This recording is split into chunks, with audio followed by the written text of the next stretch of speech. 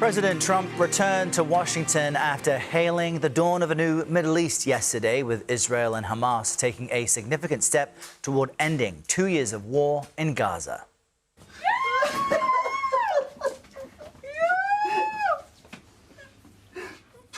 Emotional scenes like this kept playing out in Israel as families were reunited with their loved ones after more than 730 days in captivity, as Hamas freed all 20 of the remaining living Israeli hostages. Meanwhile, Israel released nearly 2,000 Palestinian prisoners and detainees who had long-awaited reunions with their loved ones. But despite the celebrations, the remains of only 4 deceased Israeli hostages were returned, while the remains of 24 others remain in Gaza, sparking anger from the Hostage and Missing Families Forum. CBS News reporter Haley Ott continues to follow developments for us from Tel Aviv and joins us now with more. Good morning, Haley. So, look, the real work begins now. Does the ceasefire appear to be holding? Good morning. So far, in general, yes, the war in Gaza, the Israeli aerial bombardments inside Gaza have stopped. There was an incident we know about earlier today where the IDF said it had identified a number of suspects crossing the yellow line in northern Gaza. That's the line Israeli troops have withdrawn behind there as part of this deal. The IDF said the suspects were approaching those troops, which was a violation of the agreement. And after trying to distance the suspects, the IDF said that Israeli troops had opened fire on them. That incident does not appear to have escalated into anything more, but obviously it's a fragile situation. Another issue, as you mentioned, is the fact that only 4 hostage bodies were released yesterday. We've been talking about all the remaining hostages being returned to Israel under this deal. That's the living hostages, 20 of whom came home yesterday, but also the remains of the deceased hostages. And that number was 28. Israel's defense minister said yesterday that the return of only 4 sets of remains was a violation of the agreement. And as you said, the Hostage Family Forum, which represents the hostage families, called for the suspension of the implementation of the agreement until all 28 bodies are returned. But currently, we are here in one of the hospitals where 5 of the living hostages who were released yesterday are being cared for. They're getting treated for physical things like malnutrition, but also any mental health effects from their time in captivity. And as we were coming in here, we saw some of the children of one of those hostages leaving, having just reunited with their father yesterday for the first time in 2 years. So the ceasefire is fragile, but it is holding, and people here are eager to begin leaving this dark chapter behind them and to start to heal. Yeah, and that will take some time, but the fragility is evident. Haley, thank you so much. CBS News correspondent Natalie Brand joins us now from the White House with more. Natalie, good morning. President Trump returned where you are early this morning. What specifically is he looking to see next in this peace agreement?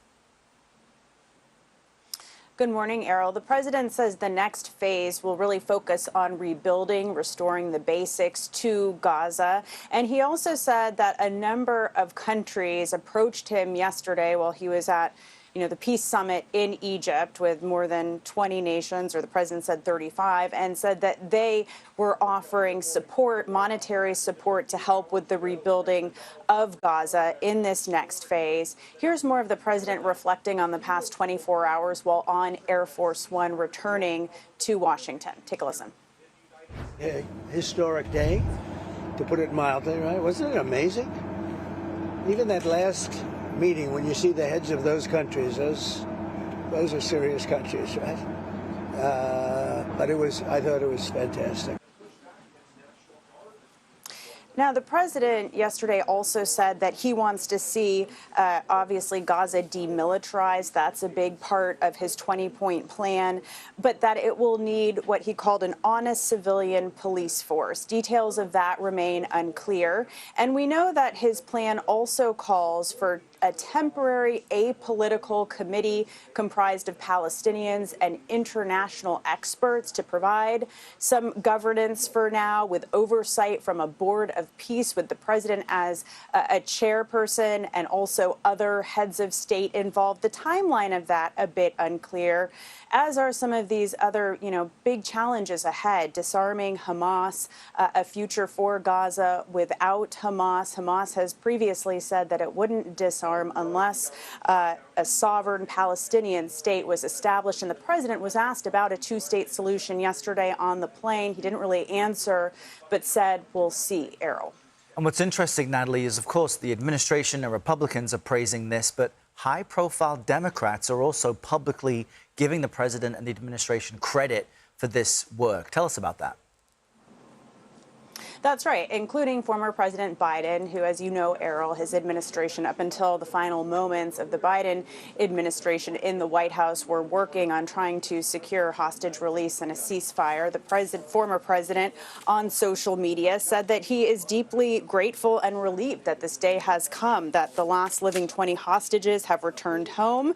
And he also kind of claimed some credit. He said the road to this deal was not easy, noting his administration worked relentlessly to bring hostages home, get relief to Palestinians, and end the war. He says he commends President Trump and his team for their work to get a renewed ceasefire deal over the finish line. Errol. Yeah, it is difficult to do. Natalie with the latest. Thank you.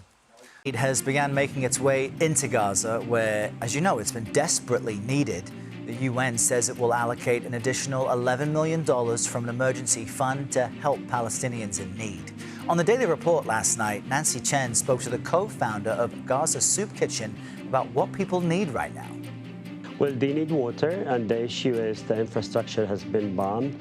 We are trying to get water to some neighborhood, water trucks, but unfortunately there are so many ditches that it's not safe to drive a water truck.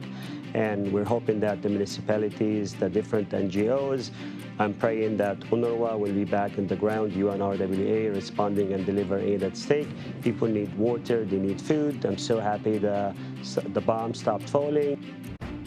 CBS News senior White House correspondent Weijia Zhang joins us now from the North Lawn with more on this. Weijia, good morning. So what is President Trump saying about the next stages of this peace plan? Because it may be more important than all that we just saw yesterday.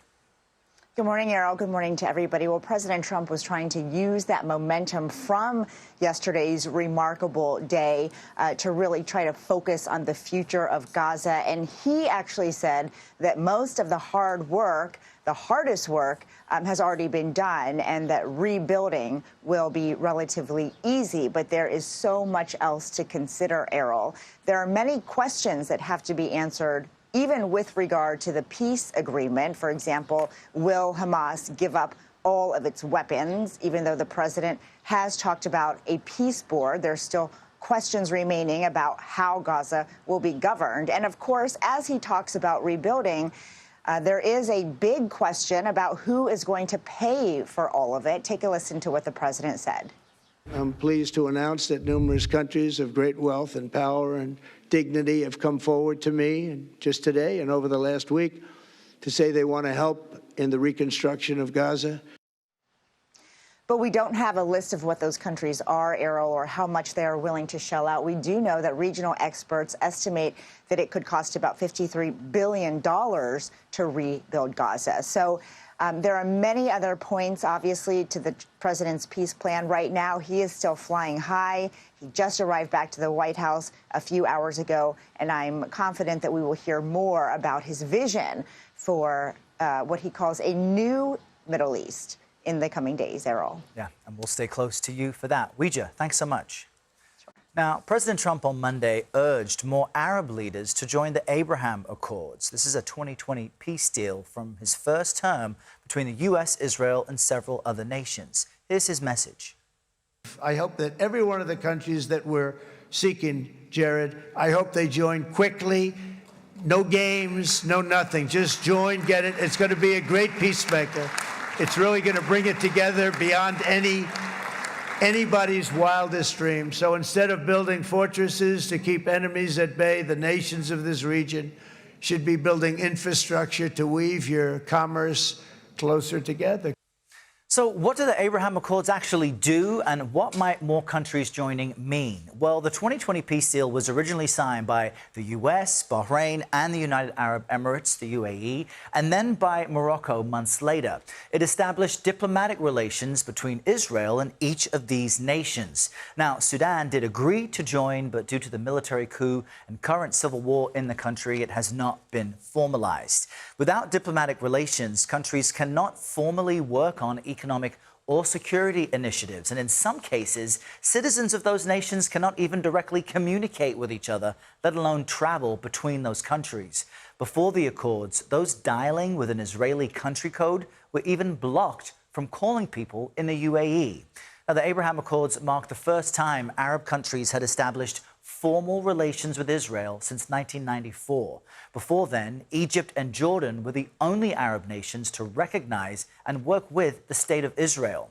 In the 5 years since the agreement, all three countries have begun working with Israel on security matters, including joint military exercises and intelligence sharing. There's also been growing economic cooperation, especially between the UAE and Israel. Both nations traded more than $6 billion in goods between 2021 and 2024, according to the UN. Now, a senior administration official told reporters in a call on Thursday that Saudi Arabia, Indonesia, Algeria, and Lebanon are among nations they hope will join the Abraham Accords now that there is a ceasefire plan in place in Gaza. For more analysis on all of this, we now are joined by Mona Yacoubian. She's the director and senior advisor of the Center for Strategic and International Studies Middle East program, joining us from Maryland. Thanks for being with us this morning. You know, the sense that we've been seeing and hearing from people is that this agreement opens the door now to further expand the Abraham Accords. So is this agreement a crucial first step for that, or was the Abraham Accords a crucial first step for this? Well, I think it's premature to say that we're going to see additional countries joining the Abraham Accords. Certainly, the agreement is a positive step, but it's a long way from some of the conditions that countries like Saudi Arabia have laid down in order to normalize ties with Israel. And really, they are looking to see significant progress toward aspirations for a Palestinian state. We are far from that. And so I think these calls that these other countries are going to be joining, they're still very, very early. Well, Mona, let's drill down on that slightly, because as you look at the future of Gaza, Hamas says it won't disarm until it knows what entity, what Palestinian authority, pun intended, would lead the people of Gaza. And we don't know who that is yet. So who gets to decide on that next crucial step? Well, this is exactly the key question. I mean, the agreement itself is quite vague. And unfortunately, I think President Trump has got it in the reverse. In a way, what happened yesterday, relatively speaking, was the easy part. Now comes the hard part. And so we have really very little indication how it is that Hamas is to be disarmed. What's the mechanism that's going to be used? The agreement talks about a committee of Palestinian technocrats. Who will they be? What's the criteria? What kind of authority will they actually have on the ground? These are all big questions with very few answers. Now, you are with us because you have the expertise to answer some of the big questions. So I want to also ask you just about the geopolitical landscape in the region, because in many ways over the past 24 months, it has shifted, it's changed. When you look at Syria, the leadership there, Hezbollah in Lebanon, does that perhaps suggest a new type of solution might be possible? Or does that overcomplicate what is already a complex mix? Well, you're absolutely right. We have seen significant changes from the decimation of Hezbollah in Lebanon, the collapse of the Assad regime in Syria, Iran on the back foot. But these are all essentially still military gains. We have not seen any of these movements change into strategic and enduring gains on the ground. That will require diplomacy and political agreements, and that's going to require quite a lot of hard work. So yes, we've seen a shifting balance of power in the Middle East, but we've yet to see how all of that will be anchored into something enduring going forward. Yeah, despite how many people want to see it, it's the specifics, the how, that catches everybody up. Mona Yacoubian, thank you for being with us this morning. Appreciate your insight. Thank you.